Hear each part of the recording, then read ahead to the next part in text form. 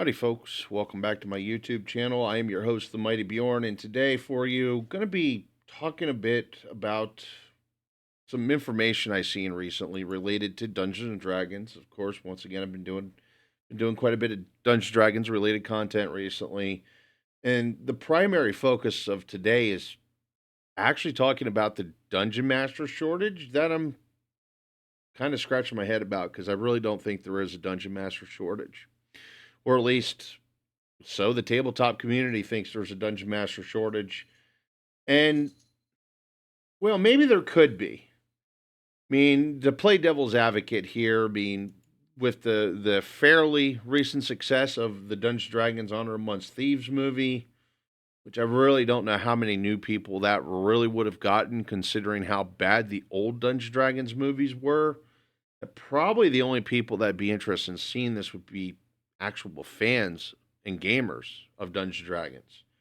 So I don't know if it really would have had any outside influence that would attract new players. But with that being said, the award winning Baldur's Gate 3 from Larian Studios definitely had to have had an impact on the player base with the huge numbers, the huge amounts of copies that was sold for Baldur's Gate 3, and then ending off the year with getting, I believe it was 6 awards at the Game Awards. It's really cemented its place as a great game. Even if you don't like per se, even if you don't like this type of game that Baldur's Gate 3 is, which is like a turn-based, kind of more of a strategic role-playing game, if you will. But even if you're not into that kind of thing, it's pretty easy to see why the game did so well, especially when you start looking at the voice acting and the story elements, the graphics, etc. I don't want to get too into it. This is not a review of Baldur's Gate 3, but I would definitely recommend it if you're into Dungeons and Dragons. Also, there's the Witcher series, and there's other fantasy out there. I mean, there was the Reign of Power recently that was added. There's also what is that called?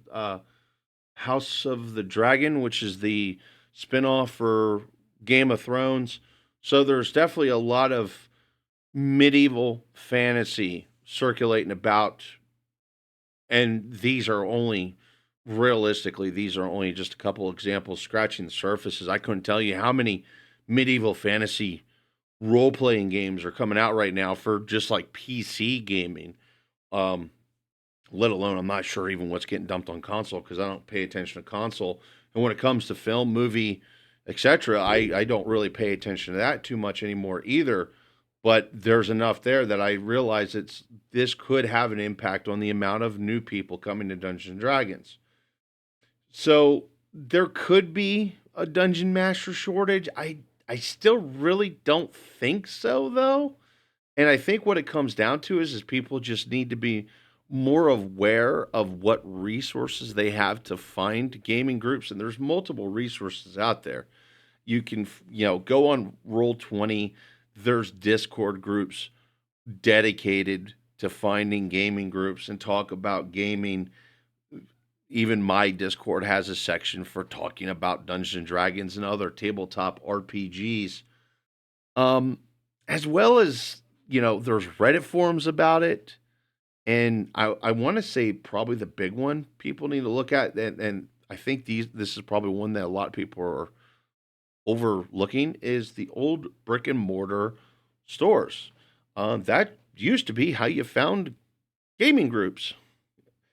But and with that being said, too, a lot of people seem to be focused on there's a dungeon master shortage in the Dungeons and Dragons community. But here's the thing about it: not every role playing game out there is Dungeons and Dragons. And more than likely, if your dungeon master plays Dungeons and Dragons, they may play something like Champions, or they may play Cyberpunk, which I don't have Cyberpunk Red. I still play Cyberpunk 2020, but so Cyberpunk is on the table. There was just an announcement recently for Pendulum Books re-releasing the Teenage Mutant Ninja Turtles and Other Strangeness role-playing game in a much higher quality format than it used to be in, as well as Pathfinder is getting ready to release a new edition. And then, of course, you still got Star Wars in there. And then you still got Star Trek Adventures in there. There's so many role playing games for people to play. And every role playing game I just mentioned here, I personally play myself. So I'm not just a Dungeons and Dragons guy. I do other stuff, let alone I also do Call of Cthulhu, which I didn't even mention here at all until just right now. But the moral of the story is there's a lot of role playing games out there, and sometimes people just get burned out on the role playing game that they're on, and they decide they want to play something else, maybe Star Trek Adventures, if you will. The other thing too is there's also a lot of board games out there to be played, and I've been seeing a lot more newer and interesting, more advanced, if you will, board games to play, let alone there's also older board games that people still play. I myself, I'm still a regular player of HeroScape. For anyone familiar with that, it's kind of like a HeroClix Lite, if you will, where you got to set tiles up and you move figures around. They're 28 millimeter, and I mostly play superhero related, but there's still board games for people to play. So, folks, more than likely, what I'm trying to say is, if you have a dungeon master who plays D&D, he's probably does something else as well, and that's probably going to be the case with many dungeon masters. Probably a majority of dungeon masters, especially dungeon masters who have been around in the hobby for a while.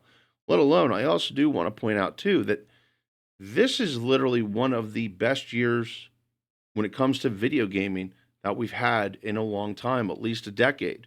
Um, there's been a lot of great games that have come out. Like I said a bit ago, there was Baldur's Gate 3. There's been a huge resurgence in Cyberpunk 2077, which thank God for that, because I knew that game had the potential, and it's finally reached the potential that it need to be at.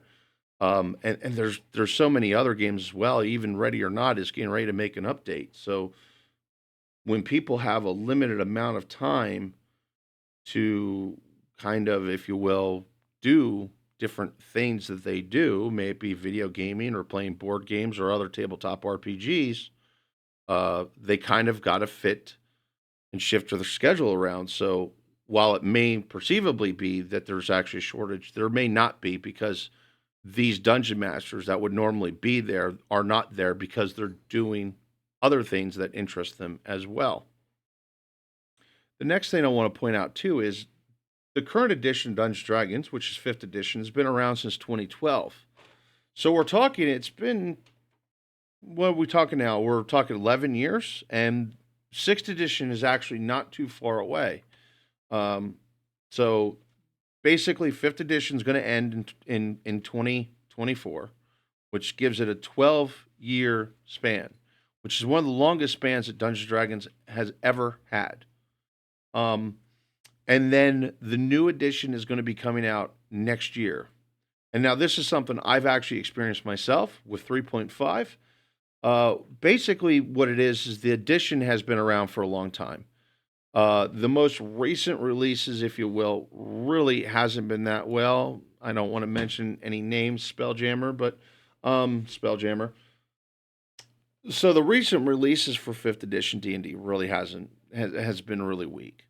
We'll put it that way. And then with how long 5th edition's been around, and there's a bunch of new role playing games and that coming around, some of these dungeon masters, once again, are not interested in playing Dungeons and Dragons. The other thing I want to talk about too is something that I had to deal with back during my 3.5 days. When 4th edition was coming around, not me in particular, because I was still like, I'm not going to 4th edition. I'm going to continue playing 3.5. It's what I was heavily invested in. But there was like this thing back when 3.5 was about to run out and 4th edition was announced, that it just seemed like the gaming community in general, specifically locally in my area, I can't speak like, countrywide or worldwide or anything along those lines, just seemed to lose interest in Dungeons and Dragons. Um, and they started playing other role playing systems, or they started, writing out ideas for a new campaign that would follow up with 4th edition, with the release of 4th edition, which didn't go well. So it is what it is. But so that's kind of the other thing too is people, a person's interest right now, I don't think it's really going to be there because of the new edition coming out, as well as everything else that I have mentioned. The next thing that could be causing some issues with the Dungeon Masters is the whole Dungeons and Dragons exclusivity thing. I talked about that recently in another video. You can check it out here on my channel. I'm not going to deep dive into it too much, but when you're going to sit there and make your player base feel guilty about how they run their game, their worlds the way they want to, um, even if they're exclusive or not, which Dungeons and Dragons has always been an exclusive game. Um, that's going to cause some problems, and that might cause some dungeon masters to go, you know what? I don't need to play at my local gaming store. I don't need to advertise that I'm a game master.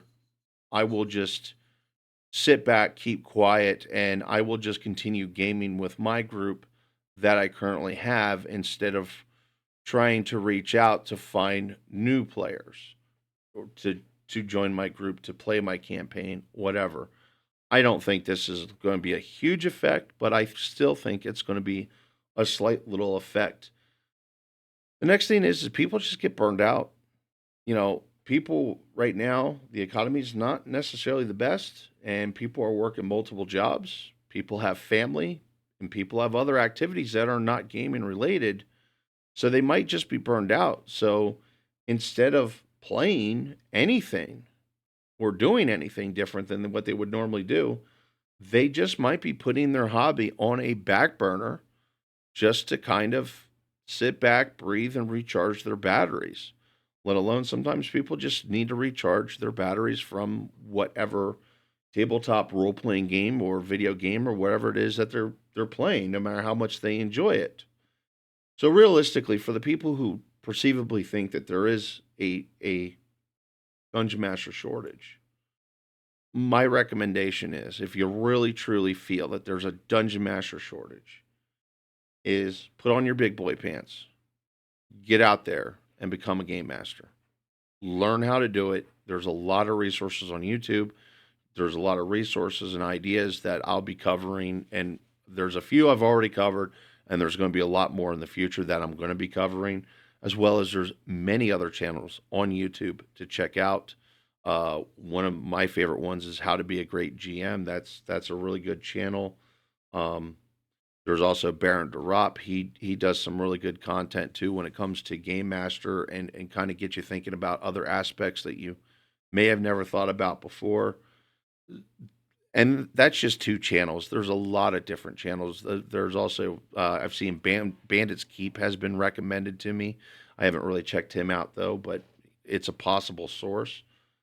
So what I would say is maybe it's time to nut up and shut up and put on the big boy pants and be a game master if you really feel that there is a game master shortage.